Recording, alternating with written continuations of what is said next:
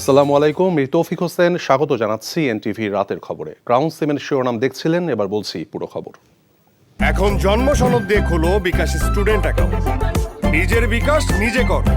কোটা সংস্কার আন্দোলনকে মহান মুক্তিযুদ্ধ এবং বীর মুক্তিযোদ্ধাদের প্রতিপক্ষ হিসেবে দাঁড় করানোর চেষ্টা হচ্ছে জানিয়ে উদ্বেগ প্রকাশ করেছে বাংলাদেশ ফেডারেল সাংবাদিক ইউনিয়নের একাংশ।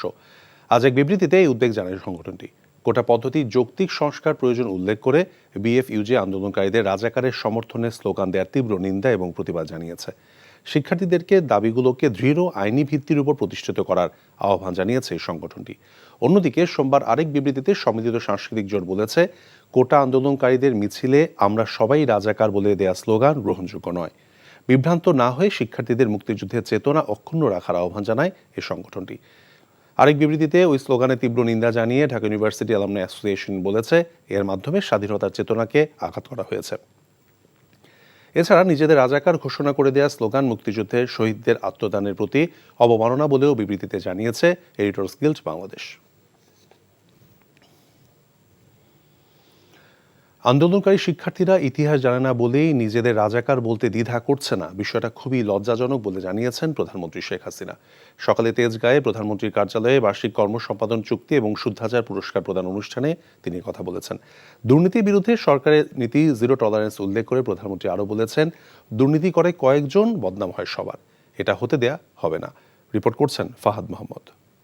সম্মানিত সুধীবৃন্দ, সরকারি কর্মকাণ্ডের দক্ষতা ও দায়বদ্ধতা বৃদ্ধি, গতিশীলতা আনা, সেবার মান উন্নয়ন ও প্রতিষ্ঠানের কার্যকারিতা বৃদ্ধির লক্ষ্যে 2014 সাল থেকে বার্ষিক কর্মসম্পাদন চুক্তি স্বাক্ষর ও শুদ্ধাচার পুরস্কার প্রদান করে আসছে সরকার। তেজগাঁওয়ে প্রধানমন্ত্রীর কার্যালয়ে মন্ত্রণালয় ও বিভাগসমূহের 2024-25 অর্থবছরের বার্ষিক কর্মসম্পাদন চুক্তি ও শুদ্ধাচার পুরস্কার প্রদান অনুষ্ঠানে প্রধান অতিথি হিসেবে যোগ দেন প্রধানমন্ত্রী শেখ হাসিনা। এই সময় বিভিন্ন মন্ত্রণালয় ও বিভাগের সচিবরা বার্ষিক কর্মসম্পাদন চুক্তিতে স্বাক্ষর করেন এবং তা প্রধানমন্ত্রী শেখ হাসিনার হাতে তুলে দেন। প্রাথমিক ও গণশিক্ষা মন্ত্রণালয়। এই সময় প্রধানমন্ত্রী বলেন, শুদ্ধাচার কার্যক্রম বাড়াতে স্ব মন্ত্রণালয়ের একদম নিচ পর্যন্ত নজরদারি বাড়াতে হবে।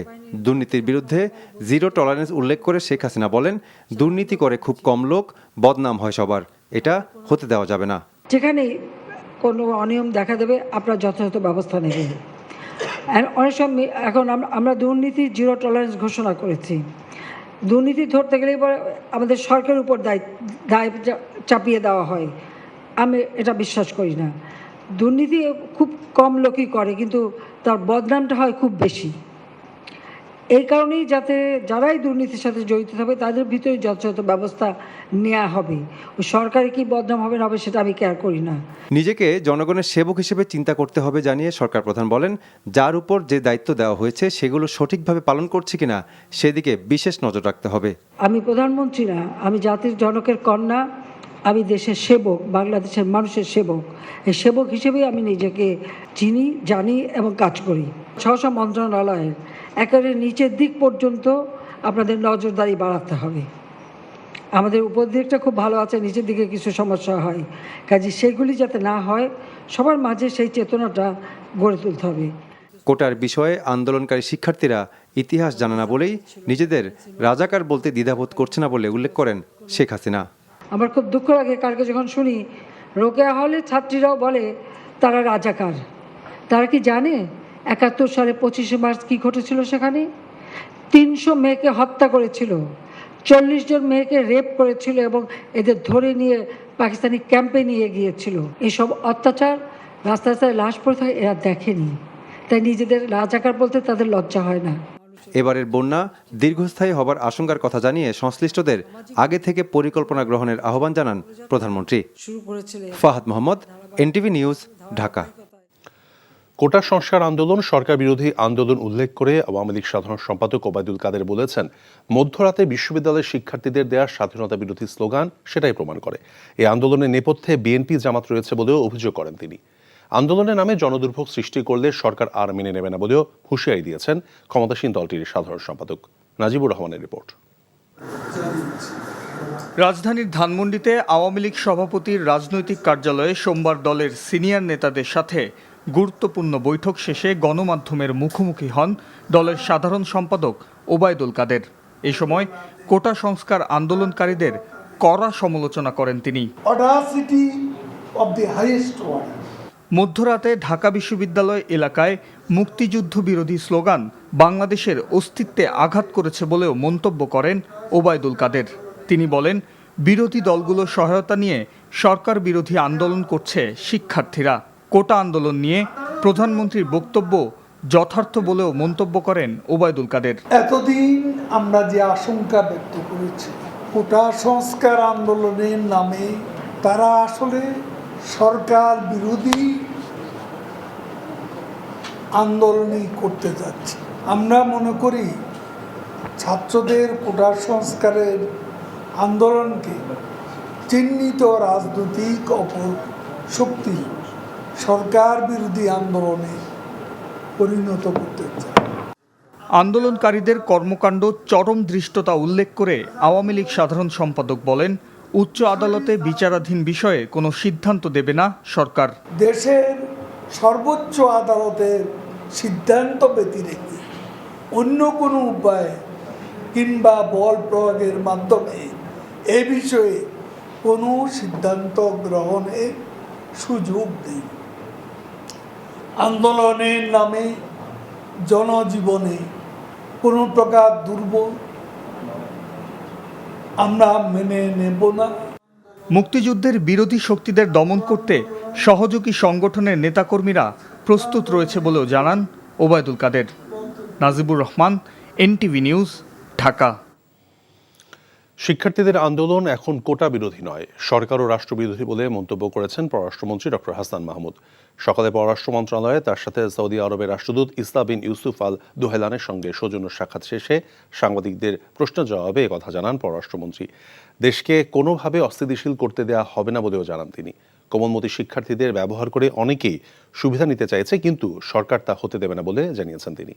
সৌদি রাষ্ট্রদূতের সঙ্গে বৈঠকে দেশটিতে থাকা প্রবাসী বাংলাদেশিদের নিজ নামে ব্যবসা প্রতিষ্ঠান নিবন্ধন করার বিষয়ে আলোচনা হয়েছে বলে জানান তিনি।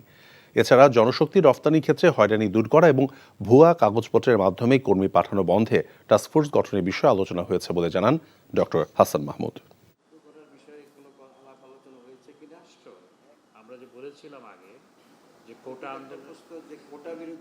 রাজাকারের পক্ষে স্লোগান দেওয়া এটি রাষ্ট্রবিরোধী স্লোগান, এটি সরকার বিরোধী নয়, এটি রাষ্ট্রবিরোধী স্লোগান। এবং একই সাথে সেখানে সরকার বিরোধী, প্রধানমন্ত্রী বিরোধী স্লোগান দেওয়া হয়েছে। এতে স্পষ্ট আমরা যে বলেছিলাম আগে যে কোটা আন্দোলনের মধ্যে রাজনৈতিক অপশক্তি ঢুকেছে, বিএনপি জামাত সহ যারা দেশকে অস্থিতিশীল করতে চায় তারা ঢুকেছে, এবং তাদের প্ল্যান্টেড কিছু মানুষ সেখানে নেতৃত্ব দিচ্ছে। আমরা যে বলেছিলাম সেটি কালকে তারা স্পষ্ট করেছে। এদেশে অধিকার চাইতে গেলে রাজাকারের তকমা দেওয়া হয় মন্তব্য করে বিএনপির স্থায়ী কমিটির সদস্য আমির খসরু মাহমুদ চৌধুরী বলেছেন, অনির্বাচিত সরকারের পক্ষে মেধাভিত্তিক দেশ গড়া সম্ভব নয়, তাই দরকার জাতীয় ঐক্য। অন্যদিকে দলের সিনিয়র যুব মহাসচিব রিজভী আহমেদ বলেছেন, শিক্ষার্থীদের অধিকার আদায়ের লড়াইয়ে হামলা করা হয়েছে। পৃথক অনুষ্ঠানে তারা এসব কথা বলেছেন। হাসান মাহমুদের রিপোর্ট। বিএনপির সাথে সমমনা দলগুলোর নেতাদের ধারাবাহিক বৈঠকের অংশ হিসেবে বিএনপি চেয়ারপারসনের গুলশান কার্যালয়ে সোমবার বৈঠক করে বাংলাদেশ সাধারণ ছাত্র অধিকার সংরক্ষণ পরিষদের নেতারা। বিএনপির সাথে বৈঠকে গণতন্ত্র পুনরুদ্ধার ও দেশ রক্ষার আন্দোলনকে এগিয়ে নিতে যুগপৎভাবে সম্মত হয়েছে উভয় পক্ষ। পরে যৌথ সংবাদ সম্মেলনে প্রশ্নের জবাবে চলমান কোটা বিরোধী আন্দোলন প্রসঙ্গে কথা বলেন আমির খসরু মাহমুদ চৌধুরী। ছাত্রলীগ আক্রমণ করছে, লাঠিপেটা করা হচ্ছে, রক্তাক্ত করছে, এবং তাদের বহিরাগত এনে থাকা ইউনিভার্সিটির ভিতরে বহিরাগত এনে তারা আক্রমণ চালাচ্ছে। এটা আমরা দেখতে পাচ্ছি, এটা সারা দেশের মানুষ দেখতে পাচ্ছে, এটা সারা বিশ্ব দেখতে পাচ্ছে। আপনি কি দলীয় লোকদের দিয়ে দেশ করতে চান? আপনি যখন অধিকার চাইবেন, যখনই বাংলাদেশের অধিকার চাইবেন, কেউ বলবে ষড়যন্ত্র করছে, কেউ বলবে বিএনপি উস্কানি দিচ্ছে, কেউ বলবে এটা রাজাকার, কেউ বলবে এরা মুক্তিযুদ্ধের বিরুদ্ধে শক্তি। এই সমস্ত গুলোকে নিয়ে এগুলোকে মূলধন করে অনেক দিন জাতিকে তাদের সমস্ত অধিকার থেকে বঞ্চিত করা হয়েছে। এর আগে রিজভী আহমেদ বলেন, শিক্ষার্থীদের আন্দোলন দমাতে চায় সরকার। আইন আদালত সব তো আপনার হাতের মুঠোয়। এখন আপনি সন্ত্রাসী লেগে দিচ্ছেন, আপনি এখন আইন শৃঙ্খলা বাহিনীকে দিয়ে ধমক দিচ্ছেন, পুলিশ কমিশনার হুঁশিয়ারি উচ্চারণ করেছেন। অধিকার আদায়ের লড়াইয়ে নেমে হামলার শিকার শিক্ষার্থীরা, বলেন বিএনপি নেতারা। Hasan Mahmud, NTV news, Dhaka. গাজায় ইসরায়েলি গণহত্যার বিরুদ্ধে মুসলিম সম্প্রদায়কে ঐক্যবদ্ধ হওয়ার আহ্বান জানিয়েছেন প্রধানমন্ত্রী শেখ হাসিনা। সকালে গণভবনে প্রধানমন্ত্রী শেখ হাসিনার সঙ্গে বাংলাদেশে নিযুক্ত মিশরের রাষ্ট্রদূত ওমর মাহি এলদিন আহমেদ ফাহমি সৌজন্য সাক্ষাৎ করতে গেলে তিনি আহ্বান জানিয়েছেন। প্রধানমন্ত্রী বলেন, গাজায় গণহত্যা কোনোভাবেই প্রত্যাশিত নয়, সবাইকে এর বিরুদ্ধে ঐক্যবদ্ধ হওয়া উচিত। প্রধানমন্ত্রী শেখ হাসিনা যুদ্ধের বিরুদ্ধে বাংলাদেশের অবস্থান পুনর্ব্যক্ত করে যুদ্ধের জন্য অস্ত্র উৎপাদনের জন্য অর্থ মানবজাতি, বিশেষ করে মহিলা এবং শিশুদের কল্যাণে ব্যয় করার জন্য সকলের প্রতি অনুরোধ জানান। যেখানেই গেছেন সেখানেই গাজায় গণহত্যার বিরুদ্ধে সোচ্চার ছিলেন বলেও জানান প্রধানমন্ত্রী শেখ হাসিনা। এখন জন্ম সনদ দিয়ে খোলো বিকাশ স্টুডেন্ট অ্যাকাউন্ট। নিজের বিকাশ নিজে কর। গ্রামীণ টেলিকমের কর্মচারীদের কল্যাণ তহবিলের প্রায় ২৬ কোটি টাকা আত্মসাতের মামলায় ডক্টর ইউনূস সহ ১৪ জনের বিরুদ্ধে সাক্ষ্য গ্রহণ পিছিয়ে ৫ আগস্ট নির্ধারণ করেছেন আদালত। সকাল ১১টার দিকে মহানগর দায়রা জজ আদালতে হাজির হন ডক্টর মোহাম্মদ ইউনূস। এদিনও আদালতের ভেতরে থাকা লোহার খাঁচা নিয়ে কথা বলেন ইউনূস। তিনি একে মানবতার অপমান বলে উল্লেখ করে বলেন, আদালতের খাঁচার ভেতর ঢুকানো জাতির প্রতি অপমান। তিনি প্রতিহিংসা বা রাজনীতির শিকার কিনা সাংবাদিকদের এমন প্রশ্নের জবাবে ডক্টর ইউনূস বলেছেন, কিছু একটা শিকার তিনি। এদিন প্রায় ঘণ্টাখানেক সময় দুপক্ষের বাদানুপাতের পর ঢাকা বিশেষ জজ আদালত ৪-এর বিচারক মোহাম্মদ রবিউল আলমের আদালতে ওই সাক্ষ্য গ্রহণের তারিখ নির্ধারিত হয়।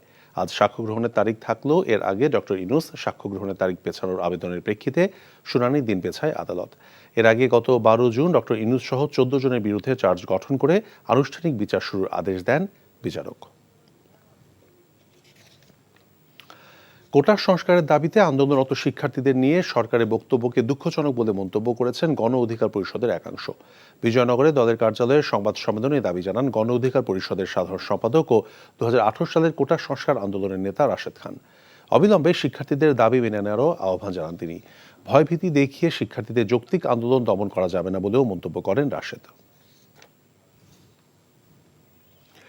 ইলেকট্রিক এবং ইলেকট্রনিক্স পণ্য রফতানিতে বিশেষ অবদানের জন্য জাতীয় রফতানি ট্রফি স্বর্ণপদক পেয়েছে ওয়ালটন হাইটেক ইন্ডাস্ট্রিজ পিএলসি। রোববার রাজধানীর ওসমানী স্মৃতি মিলনায়তনে প্রধান অতিথি প্রধানমন্ত্রী শেখ হাসিনার কাছ থেকে স্বর্ণপদক গ্রহণ করেন ওয়ালটনের সাবেক চেয়ারম্যান এবং বর্তমান পরিচালক এস.এম. নুরুল আলম রেজভী। বলেন, একসময় সম্পূর্ণ আমদানি নির্ভরতা কাটিয়ে বাংলাদেশে এখন ইলেকট্রিক্যাল এবং ইলেকট্রনিক্স পণ্য বিদেশে রফতানি করছে।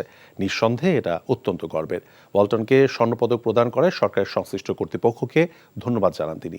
এবছর ৩২টি পণ্য খাতের মোট ৭৭টি প্রতিষ্ঠানকে জাতীয় রফতানি ট্রফির স্বর্ণ, রৌপ্য এবং ব্রোঞ্জ পদক প্রদান করা হয়। ময়মনসিংহের ত্রিশালে মিনিস্টার হাইটেক পার্ক ইলেকট্রনিক্স লিমিটেডের ফ্যাক্টরিতে বিজনেস এক্সপ্লোর সামিট ২০২৪ অনুষ্ঠিত হয়েছে। এ সময় উপস্থিত ছিলেন মিনিস্টার মাইওয়ান গ্রুপের চেয়ারম্যান এম.এ. রাজ্জাক খান রাজ এবং ব্যবস্থাপনা পরিচালক দিলরুবা তনু। আর উপস্থিত ছিলেন উপদেষ্টা হাজী গোলাম মোস্তফা খান, উপ ব্যবস্থাপনা পরিচালক মোহাম্মদ হুমায়ুন কবির, ফ্যাক্টরির প্রধান ডিরেক্টরগণ, ঊর্ধ্বতন কর্মকর্তারা এবং সমগ্র দেশ থেকে আগত মিনিস্টার শোরুমের বিক্রয় প্রতিনিধি এবং সেলস ডিলাররা। এ সময় প্রতিষ্ঠানটির চেয়ারম্যান এবং ব্যবস্থাপনা পরিচালক আগত সকলের উদ্দেশ্যে দিক নির্দেশনামূলক বক্তব্য প্রদান করেন। অনুষ্ঠানে সেরা বিক্রয় কর্মীদের মেডেল এবং ক্রেস্ট প্রদান করা হয়।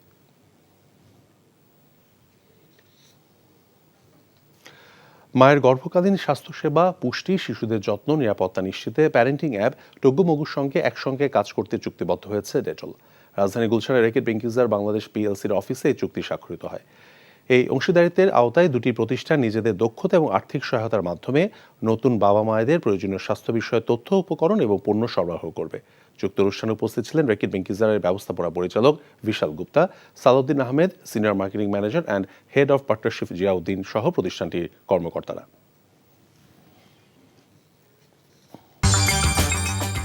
এই ছিল রাতের খবরে। এই খবরের ভিডিও সহ আপডেট জানতে ভিজিট করুন এনটিভি অনলাইন www.ntvbd.com। এছাড়াও এনটিভির জনপ্রিয় সব অনুষ্ঠান এবং খবরের আপডেট জানতে ভিজিট করুন আমাদের ইউটিউব এবং ভেরিফাইড ফেসবুক পেজ। রাত ১টায় মধ্যরাতের খবর দেখার আমন্ত্রণ রইল। ধন্যবাদ সবাইকে। শুভরাত্রি।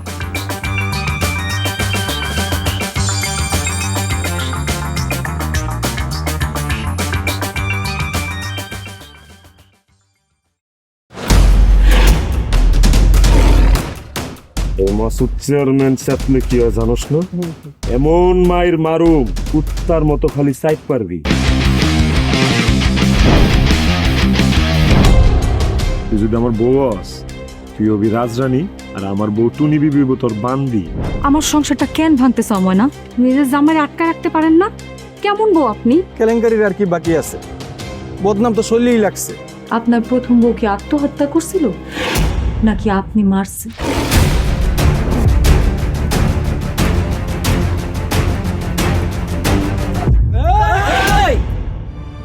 ময়না তো পালাইতে চায় না। ওরে পালাইতে হইবই। ময়না রে, তুই আমারে মাফ করে দিস মা।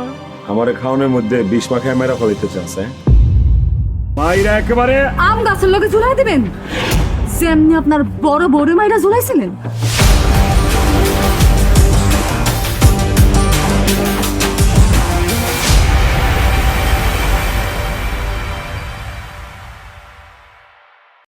এখন জন্ম সনদ দিয়ে খোলো বিকাশ স্টুডেন্ট অ্যাকাউন্ট।